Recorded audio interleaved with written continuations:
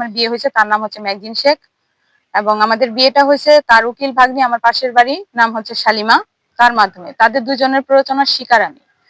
তো বিয়ের পরে জানতে পারি যে আমার স্বামী অনেক মানে ঋণগ্রস্ত হয়ে আছে। তো একমাত্র আমার এই স্বর্ণ গয়না টাকা পয়সা আমি কিরকম নিয়ে চলি এটা শালিমা জানতো। শালিমার কাছে প্রায় নাকি তার মামা বিভিন্ন সময় টাকা পয়সা চাইতে আসতো। এটা বিয়ের পরে শালিমা আমাকে বলে, তো মামা অনেক বিপদে আছে, তুই দে, মামা তো আবার বই টই পাইলে টাকা পয়সা দিয়ে দিবে। তো সে আমার মানে যাকে আমি বিয়ে করেছি সেও ম্যাগজিন সহ আমাকে এভাবে বলতো, তুমি দাও, তোমার আমি আবার সারাই না দিতেছি। এবং এগুলো তার যে আগের পক্ষের ওয়াইফ জুথির সাথে কথা বলে আমি আমার গয়নাগাটি তাদের হাতে তুলে দিছি। এবং সে যদি কথা দিছে আমাকে এগুলো মানে আয়না দিবে, ছাড়াই আয়না দিবে। ই দিয়ে তার বাবার বাড়ি বিক্রির কথাবার্তা চলতেছে, সে বিক্রি করে যে টাকা পাবে সে টাকা দিয়ে ছাড়াই এনে দিবে। পরে এক সময় বিক্রি হয়ে গেছে, যেহেতু এক এলাকা আমি জানি, সেই টাকা চাইতে তারা বলে যে দিবনে। আমার যাকে আমি বিয়ে করেছি ম্যাগজিন শেখ, সে বলে দিবনে। এরকম করতে করতে আজকে পর্যন্ত। তারপরে যখন আমি বলি, বুঝতে পারলাম যে না, সে আমাকে এগুলো দিতে পারবে না, তখন আমি তো মনে মনে ভাইবা নিলাম, থাক, স্বামী দিছি, বিপদে আছে, থাক তাহলে ঠিক আছে, তা আপনি আমাকে বিয়ে করছেন, তা আমার ডকুমেন্টস তৈরি করেন, আমার তো কাগজ নেই, কাগজ তৈরি করেন। যাকে দিয়ে বিয়ে করলেন যে একটা কাগজ, সে কাগজ কই, কাগজটাই না দেন। তো বলে যে আনবো নে, সে লোক ইসে গেছে, জামাতে গেছে, রাজশাহী গেছে, পাবনায় গেছে। তো এরকম করে ভাড়ায়। তারপরে শালিমাকে একদিন বলার পরে শালিমা আমাকে বলে, তুই বিয়ের কথা উচ্চারণও করবি না, তোর এই বিয়ের 2 টাকার মূল্য নেই। এই কথা শুনে আমি শালিমাকে আর কোনো কথা বলতে পারি না। কথা না বলে আমি যাকে বিয়ে করেছি ম্যাগজিন শেখকে বললাম যে, ও আপনার ভাগ্নি আমাকে এই ধরনের কথা বললো। তো সে কিছু বলেনি তখন, কিন্তু পরবর্তীতে যখন এই কথাটা নিয়ে আমি অনেক কথা বলি তার সাথে, সে তখন আমাকে বলে যে কিসের কাগজ, কিসের কি। আবার টাকা পয়সার জন্য যখন অলংকারের জন্য বলি বা কাগজ করার কথা বলি যে কাগজ আইনা দেন, তখন সে বলে যে এটা কোনো বিয়েই না, আমি তো কোনো বিয়েই করিনি। তখন আচ্ছা ঠিক আছে, বিয়ে করেন নাই, তাহলে আমার কাগজ করে দেন, পুনরায় আমার তো বিয়ে করছেন, নাহলে আমার টাকা পয়সা ফেরত দেন। সে আমাকে এগুলো দিতেছে না। তো এক পর্যায়ে এগুলো নিয়ে দ্বন্দ্বের সৃষ্টি হয়, সেই দ্বন্দ্ব থেকে আজকের এই পরিণতি। আর তারপর আমি মানে সে আমার সাথে যোগাযোগ বন্ধ করে দেয়। যোগাযোগ বন্ধ করে দেয় বিধায় আমি কি করি, তার বড় বোন রিপা আপাকে আমার বাড়িতে ডেকে এনে আমি বিষয়টা জানাই যে, আপা এরকম এরকম 1 বছর 4 মাস আগে আমাদের বিয়ে হয়েছে। তো রিপা আপা আবার বাসায় যে এটা সবাইকে বলছে। বলার পরে ওই সময়ও ও আমাকে আমার যে যে স্থানে আপনারা আমার সাক্ষাৎকার নিচ্ছেন, এখানে এসে আমাকে ফোন দিয়েছে, তুমি এখানে আসার কথা আছে, রাগান্বিত কণ্ঠে। তো সেগুলোরও প্রুফ আমার আছে। তো আমি বলছি যে না, আমি এখন আসবো না, আপনি তো অস্বীকারই করছেন। ওইখানে ও অস্বীকার করছে আমাকে বিয়ে করছে, সেটা অস্বীকার করছে।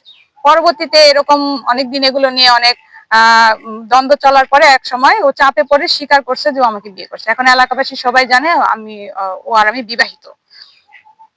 তো তারপর আমি দেখা যাচ্ছে বিবাহিত মানে বলার পরও, অ্যানাউন্স করার পরও আমাকে এখন ঘরে তুলে নিচ্ছে না, এবং ঘরে তুলে নিবে বলেই আমার কাছ থেকে এই গহনাগাটি টাকা পয়সা সব নিচ্ছে। এবং আমাকে বলছে যে তোমাকে তো আমি এইভাবে রাখবো না, তোমাকে আমি আমার বড় মেয়েটা বিয়ে দিয়ে আমি ইসে নিব, আমার বাড়িতে নিব। এবার এরকম প্রবঞ্চনা দিয়ে সে আমার কাছ থেকে অলংকার টাকা পয়সা সবই নিছে।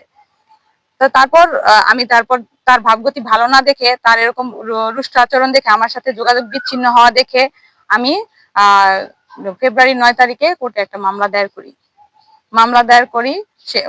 তারপর সে আমাকে ছেড়ে দিবে বলার পরে, তারপরে আমি বলি যে ছেড়ে যখন দিবেন, তো এটা যখন এলাকাবাসী সবাই জানাজানি হয়েছে, আর সে জানুয়ারি 27 তারিখ আমার বাবার সাথে এই বিষয়ে কথা বলছে, তো সবাই যে জানাজানি ছেড়ে দিবেন, তাহলে এখন সবাই বসেন, বসে তারপর ছাড়াছাড়ি করেন। না, সে বসবে না, সেটারও ডকুমেন্টস আমার কাছে আছে, বসবে না।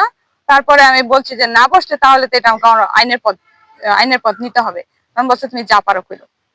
আমি তো জেল খাটাই পাই, তো জেল অনেক আরামের জায়গা, আমি জেল খাটছি, জেল অনেক আরামের জায়গা।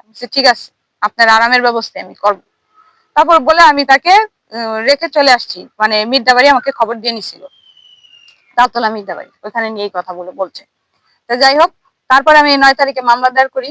সে আমাকে নিবেও না, আমাকে কোনো করবে না, আমাকে এমনি এমনি একা একা ছেড়ে দিবে, তো 5 জন নিয়ে বসবে না। তারপর আমি মামলা দায়ের করি। মামলা দায়ের করার পরে এই যে মার্চের 1 তারিখে পিবিআই তদন্ত আসে, পিবিআই তদন্ত আসার পরে পিবিআই তদন্ত করে চলে যায় আমাকে মেন রোডে করে পিবিআই গাড়ি টার্ন করে, আর ওর ওয়াইফ মানে ওই যে জ্যোতি, তারপর ওর শালি প্রান্তি, তারপরে ওর বড় বোন রিপা, ওর বড় মেয়ে অহনা, ওরা আমাকে অতর্কিতভাবে হামলা করে, আমার হাত থেকে মোবাইলটা নিয়ে যায় এবং আমাকে মেরে রক্তাক্ত করে ফেলে। তখন ওই মুহূর্তে আমার তো হাতে মোবাইল নেই, পিবিআই স্যারের নাম্বারও ওই মোবাইলে, আমি তাদের সাথে যোগাযোগ করতে পারি না। তারপরে আমি আমার বাসায় আসি, বাসায় এসে আমাদের এখানকার একজনের নাম্বার মোবাইল নিয়ে আমি 999-এ ফোন দিয়ে আমাদের টুঙ্গিবাড়ি থানার একজন অফিসারকে ডেকে আনি। পরে তাজুল ইসলাম স্যার উনি আসেন, সরেজমিনে দেখেন, এবং আমাদের এলাকার যে মেম্বার, আমাদের ওয়ার্ড মেম্বার সেলিম মেম্বার এবং আমাদের পার্শ্ববর্তী ওয়ার্ড মেম্বার 9 ওয়ার্ডের মোশাররফ মেম্বার, ওনারাও আসেন, ওনারাও দেখেন, গণ্যমান্য অনেকেই আসেন দেখেন। তারপরে তারা ওদের বাড়িতে যান। ওদের বাড়ি থেকে পুলিশ আবার এসে তাজুল স্যার এসে বলেন আপনারা থানায় যান, আমরা আসতেছি। তবে ওনারা ওনাদের মতো চলে গেল, আমরা থানায় গেলাম।